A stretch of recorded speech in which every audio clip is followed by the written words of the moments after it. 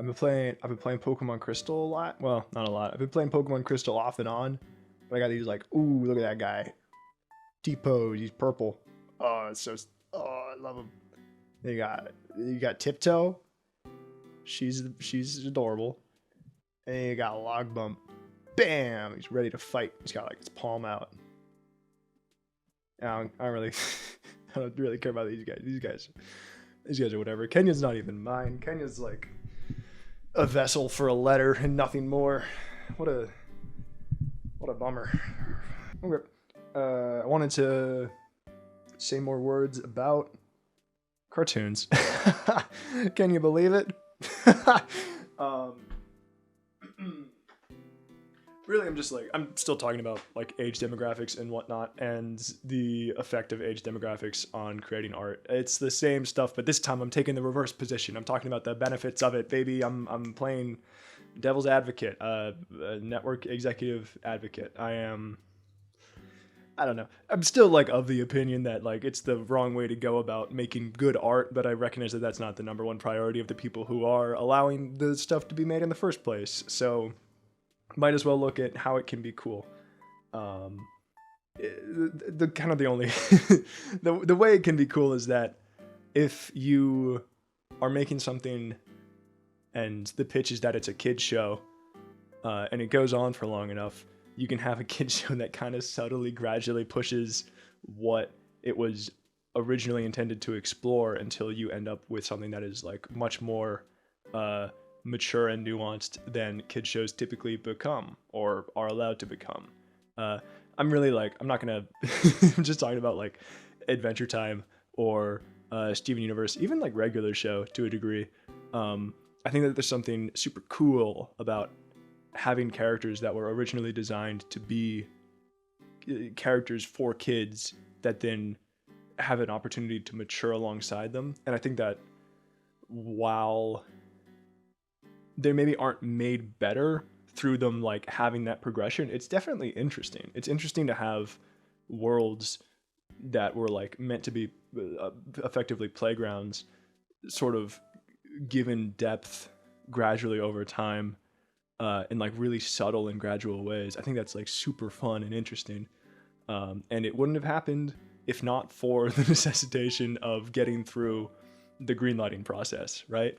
I think that like Steven Universe probably had the intention of always being like pretty mature for its medium, whereas Adventure Time I think was like a very earnest kid show that just so happened to attract creators that were very I don't know, interested in some really dark stuff. Yeah, really the common denominator is probably Rebecca Sugar wrote I Remember You, and that's kind of, season 4 of Adventure Time when it really went off the rails with all the, nuclear war and whatnot. I think that when Nickelodeon passed on Adventure Time when it was first, like, presented, just, like, blind to the potential it possessed. Thank God, the babes over at Cartoon Network, those absolute hunks, recognized what it had going on and were like, ooh, greenlight that, baby. But I do wonder if they would have agreed to it had they known what it was going to become and how, like, I don't know. I think it still works as a kid's show and is still worth, like, showing your kids. But, I mean, like, way more than that. But it's not like, I don't know. I don't think they would have gotten as far had they from the outset been like, we're going to talk about like some real heavy stuff. There's going to be love triangles and there's going to be like some real like daddy issues going on like all over the place. Death of the universe type stuff. It's going to be heavy. Put it on your network for 6 to 12-year-olds and we'll just like see how it goes, Let's just like ride this out. I don't know. I think it's cool. I think it's cool because it's really unusual to have a world as vibrant as OO given the opportunity to explore just crazy characters, like crazy, lovable, fun, enjoyable characters that, guess what? They got trauma. I love it. God, nothing's better than a character with trauma. And I think I mean that sincerely. I don't think I mean facetious. So I don't know. I still stand by the idea that I think demographics aren't great for the creation of art. I recognize that the art creation isn't the number one priority of these networks.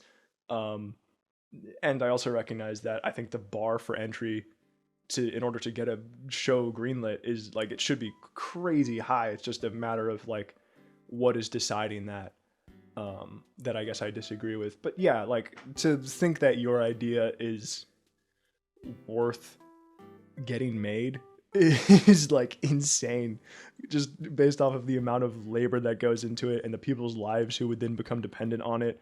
It's neurotic to like say that flippantly and then expect zero strings attached as far as like studio what's the word I'm looking for, oversight, studio oversight. If you're gonna have your idea be like the sole source of income for hundreds of people and maybe like I don't know, several hundreds of people, like a lot of people's lives are going to be dependent on this thing that you've made.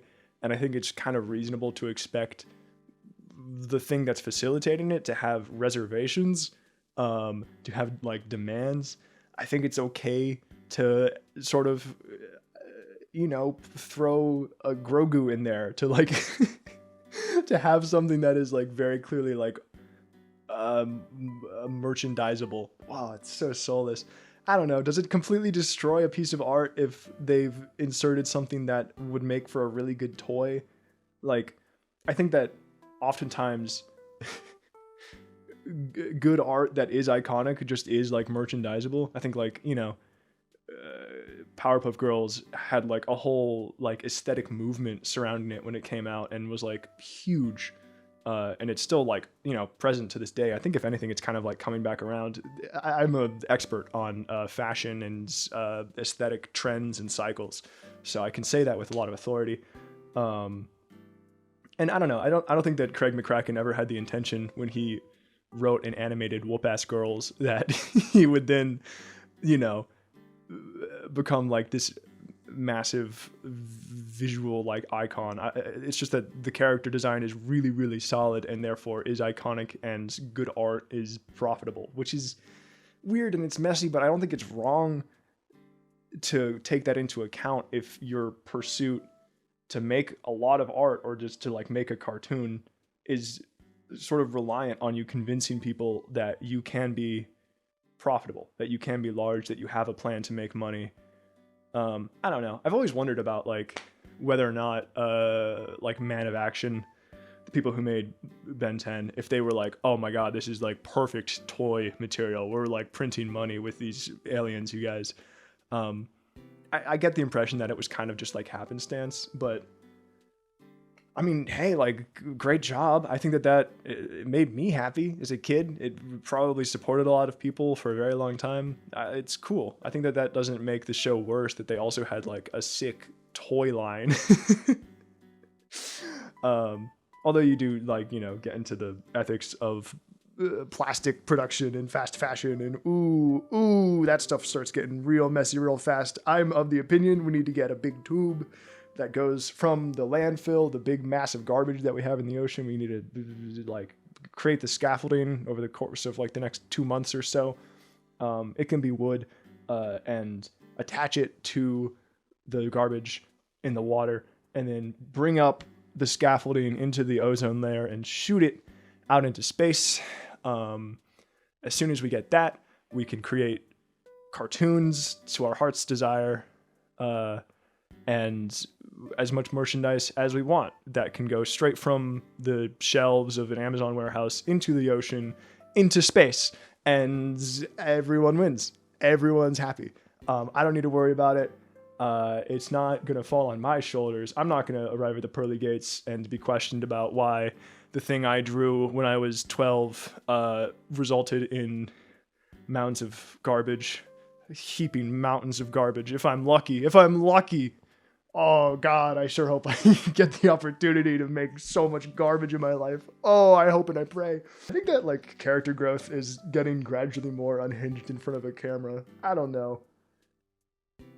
The amount of people who like, when I mention I'm an animator, The amount of people who are like immediately volunteering their services as a voice actor blows my mind. Okay, first, super sweet, very appreciative. I love that they're taking interest and they want to be involved. Um, and then immediately in the same breath, how dare they? How dare they think that their participation is going to improve my art? How dare they just casually kind of just like toss out that suggestion, thinking that like, their very passive interest in the career of voice actor, a thing that people spend a lot of time trying to be good at and take very seriously, is going to, of course, be needed and benefit my thing, the thing that I'm doing that I care about so deeply. They better be like, at least, like, if I met someone who was like 20% as invested in voice acting as I was in cartoons, oh my God, the light of the sun, like that's blinding. But typically it's just like, oh, if I'm at a party, there was one time like 8 people like went around in a circle and were like, oh, I'll voice act for you. And I was like, okay, great. With these 8 people that have just volunteered their services, I have enough voice actors literally until I die. Like my life's work has been staffed in a matter of 20 seconds with all of y'all and your kind of like, oh yeah, I watched cartoons as like a baby. I don't know that that's true. I literally had never met these people before and they were wonderful. And I thought it was very sweet that they all offered that. I'm also being a complete ass right now in saying any of this. Basically, I just am like, I know what it is like. I also want to be a voice actor, I guess, which I don't think I've ever said aloud, but I just love cartoons and I want to be a part of it in like every capacity. So like, why not? I guess like might as well try everything to do with cartoons and nothing else. Might as well try everything in this very, very narrow field of life in the world. I don't know. I think that in a lot of ways, animators and voice actors it's just like actors, right? Like a lot of it is vanity, and I got to figure out how to like detach my practice from ego and whatnot. I don't know. I think it's like really the only distinction is that we're not on camera. Historically, it's a horrible, horrible decision for an animator to get in front of a camera. Typically just brings bad stuff, and don't advise you do that ever. Oh God. Some people they just got a big head. Some people are just like egotistical, and it's like they can't help it. They don't have the self-awareness necessary to see that like their pursuits are like all just being steered by the deep, vacuous, gaping need for validation from strangers and maybe, I don't know, from their dad or whatever. And it's sad. It's sad that they don't possess the self-awareness to recognize that in themselves. They can't look in the mirror for a moment and see that that is the case. Anyways, I made this character. He's a little monkey boy, and he looks just like me. Okay, so yeah, it's messy. It's a whole messy thing. I'm not gonna lie. I'm also gonna check to see that the camera is recording. I don't know, guys.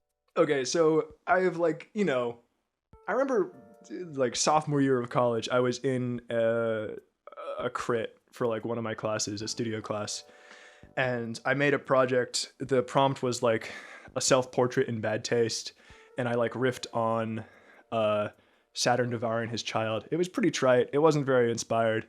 I had a week to do it, so I kind of just like threw it out there. But it was like Saturn was me, and then his child was also me. But one was the real me, and then one was a cartoon like version of myself. It was basically just like, I don't know. I don't even think I remember what the point was, but I mentioned during the crit very flippantly that I wanted to be a cartoon character, thinking that that was like a very normal desire. It wasn't. It turns out that's not a thing that a lot of people want.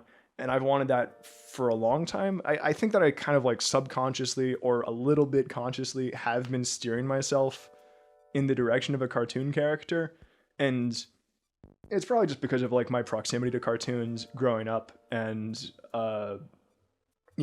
if you're told something at a young age and you internalize it, it kind of like becomes a part of you. I remember like a couple instances where people like told me I was like a cartoon character as a baby.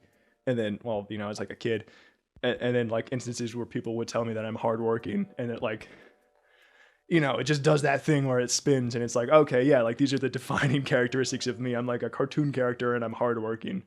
Um, which I don't know, like there's a lot to unravel there, but the end result is I got this like default character. Like it is me, and I'm not going to deny that it is basically just me, but it's also just like the thing that I draw absent-mindedly, and it's sort of like my stand in like a generic protagonist, if that makes any sense. Like it's just kind of like a lens for like whatever. It's just how I present scenarios in my head. Um, and there's not a lot of defining characteristics. It's kind of just like a kind of spindly guy, like skinny with like messy hair, and that's kind of it. Like a big eyes, whatever, big expressions. Like I'm kind of trying to keep them as simple as possible because it's animation. So those are really the only things that are like super necessary. And then I remember like thinking that, like, okay, obviously this needs like one thing to like set it apart, and I was like, oh, I'll just give him a tail because I want to move like a monkey. I want him to move like a monkey. I'm just going to make him kind of part a monkey. And now I have this like extra means of emoting and like a cool overlapping follow through motion opportunity. You know, guys, animation terms, principles, the 12 of them, as founded by the 12 old men at Disney. Each one corresponds with one of the 12 principles. I think it was 9 old men. Wouldn't it have been so cool if there were 12 old men at Disney originally, and each one of them was like the like wizard that founded. Anyways, um, yeah, I don't know. I worry that this is like a super unhealthy thing to do. Kind of like pulling so much from yourself and trying to make it into a cartoon character. I think that by and large, I as a person should have less allegiance to like single word descriptors for who I am as a person. But I do think that for the time being, it might be helpful. It might be kind of like beneficial in making a cartoon character. Basically, I'm gonna. It's like a. Is there an example of this happening in fiction? Like a character pulling something out of their being and putting it into something else, and as a result, removing it from their person, but then also, I don't know, maybe not. My roommate just got home. I'm gonna greet him. Yeah, blessed life. Don't you fucking make a noise, you worm. If you speak, lights out. There's like a massive spider on the ceiling right now. No, is it? It's a spider, or it's a daddy long legs, or it's a mosquito. Either the boy or the girl. It's either a boy or a girl mosquito. I don't know. I think there's a lot of instances where someone makes a character and it's like very clearly based on themselves. I think that like even Finn from Adventure Time was originally named Penn, like after Penn Ward, which is like as transparent as you can get, I guess. And like, I don't know. I think it worked out all right. I don't know how he's doing as a person, but you know, he's alive and well, and Finn is a super lovable and great character. So there's got to be a way to do it, to like steer yourself and steer through your inner psyche and traits, pull them out, put them in a cartoon, see it for what it is, not fall into like a sort of a Ouroboros navel gazing cycle. I don't know. The relationship between like creation and ego, and how much I identify as an animator and as someone who's kind of like a cartoon, it's messy, and I think that by and large you can't create something sustainably while sourcing any sense of like your self-worth or identity from your ability to create it, because it's just gonna like hinder it, right? It's just gonna like choke it up, and you're gonna like hyper fixate on things that are minor, or you're gonna like start to be concerned about how the thing you're creating reflects on you and whether or not it like tells other people that you're a good person.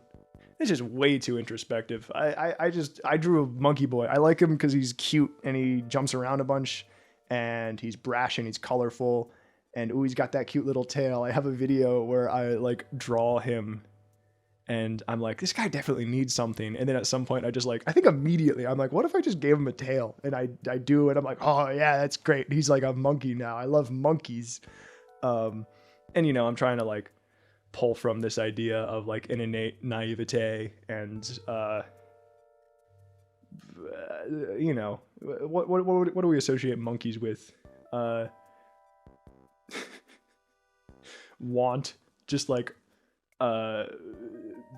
operating off of like instincts, one track mind. I love monkeys. I met a monkey one time in Costa Rica. He was hanging from a vine, and I said, ooh, kuchiku, and I tried to like scratch his little head, and he grabbed my finger, and then he stuck it in his mouth. And then my mom showed up behind me, and she said, Michael Jackson has died. And I went, what? Oh God, it was hard.